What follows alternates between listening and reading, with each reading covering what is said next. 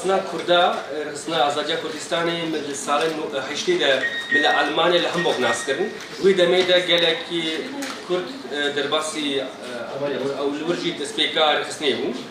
Wir haben damals mit Dr. Media zusammen in Hamburg eine Solidaritätsgruppe gegründet und verschiedene Aktivitäten im Zusammenhang mit der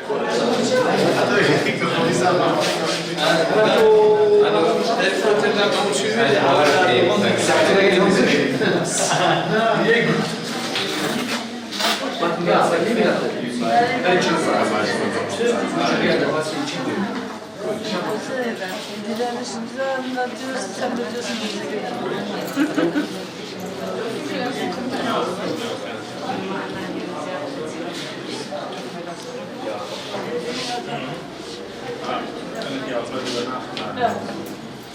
Können Sie auch bleiben, bis das Serum aufgebraucht ist oder bis dann festgestellt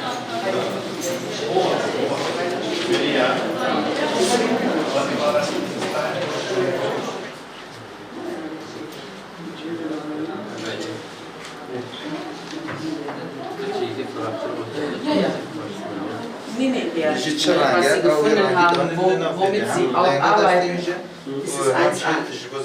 Das ist für das Lernen der Hand, also für Feinmotorik. Und dann wird gefragt,